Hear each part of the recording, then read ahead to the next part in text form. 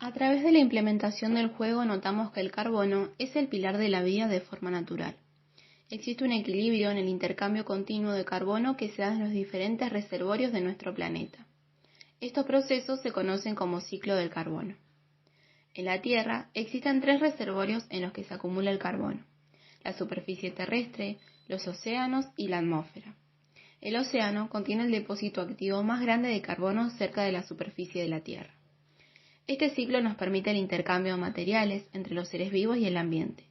El carbono es un elemento fundamental para los seres vivos, ya que forma parte de las proteínas, lípidos y carbohidratos, es decir, que es un elemento clave en la evolución de la vida en la Tierra. El ciclo de carbono comienza cuando las plantas toman dióxido de carbono del aire y lo utilizan para el proceso de fotosíntesis. A partir de ahí va pasando a los animales que se alimentan de plantas y a los que se ocupan de la descomposición. De ahí al agua, a los sedimentos y nuevamente a la atmósfera. ¿Damos un recorrido? A través de la combustión de los combustibles fósiles se emite el dióxido de carbono a la atmósfera a una velocidad que los organismos fotosintéticos no pueden asimilar y retener. Era un carbono el que se encontraba retenido en la litósfera y ahora se acumula a la atmósfera, incrementando el efecto invernadero. Además, el calentamiento global genera que los océanos aumenten su temperatura. El dióxido de carbono es un gas que se disuelve mejor en agua fría, por lo que si los océanos aumentan su temperatura, comenzará a desprender más dióxido de carbono a la atmósfera, formándose un ciclo de retroalimentación positiva. Como es de esperar, la deforestación masiva llevada a cabo por los humanos también afecta en todo esto, al reducir el volumen de sumideros de biomasa vegetal. Agua. El carbón se encuentra disuelto en el agua marina en forma de dióxido de carbono, bicarbonatos y carbonatos, en proporciones mutuas, que mantienen un determinado equilibrio. De la atmósfera se absorbe carbono y los ríos aportan iones de calcio y bicarbonatos. Al final de las reacciones, parte del carbono precipita en el fondo en forma de carbono orgánico, fotosintético, o de carbono inorgánico, como resultado de las reacciones químicas y de los intercambios. El mar en su conjunto resulta ser a la larga un absorbente del carbono atmosférico y un emisor de oxígeno. Es de la fotosíntesis. Este proceso se genera durante el crecimiento de las mismas.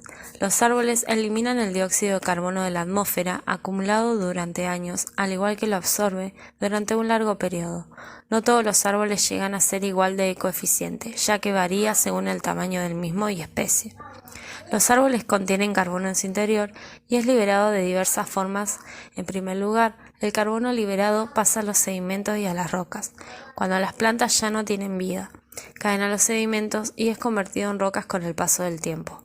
Por otro lado, es pasado a las orugas cuando éstas comen las hojas de los árboles. Podemos decir que mediante este proceso pasa en su organismo el carbono y así tienen energías para producir las estructuras de su cuerpo. Los árboles utilizan el dióxido de carbono para poder lograr la fotosíntesis. En la naturaleza, las plantas y los animales, que se descomponen, es decir, lo hacen en su elemento principal, carbono, fósforo, nitrógeno, etc., con la ayuda de anélidos, insectos, hongos, bacterias y otros microorganismos.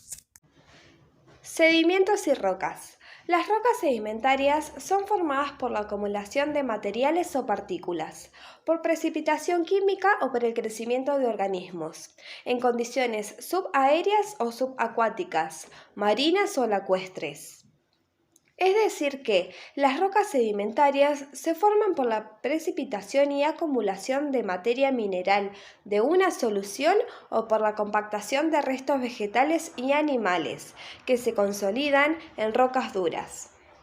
Los sedimentos son depositados una capa sobre la otra en la superficie de la litósfera a temperaturas y presiones relativamente bajas, y pueden estar integrados por fragmentos de rocas preexistentes de diferentes tamaños, minerales resistentes, restos de organismos y productos de reacciones químicas o de evaporación. Por último, es importante repasar el rol de los organismos detritívoros. En los ecosistemas y en la cadena alimenticia existen diferentes tipos de organismos en función de su alimentación. Los animales detritívoros son heterótrofos que se alimentan de la materia orgánica en descomposición y pueden obtener la energía que necesitan para cumplir su funcionamiento. Estos animales ejercen una función bastante importante en el equilibrio ecológico del ecosistema. Cuando analizamos los ecosistemas, vemos que el detrito se forma del suelo por el fondo de los cuerpos de agua. No es más que el resultado de la descomposición de plantas y animales con el paso del tiempo. Los organismos detritívoros se nutren de elementos que provienen de los animales carnívoros, herbívoros y de los productores primarios cuando ya están en descomposición. Materiales plásticos. La producción de materiales plásticos es a base del petróleo, que también contiene carbono. Esto quiere decir que el carbono que está en la litosfera pasa rápidamente a la superficie.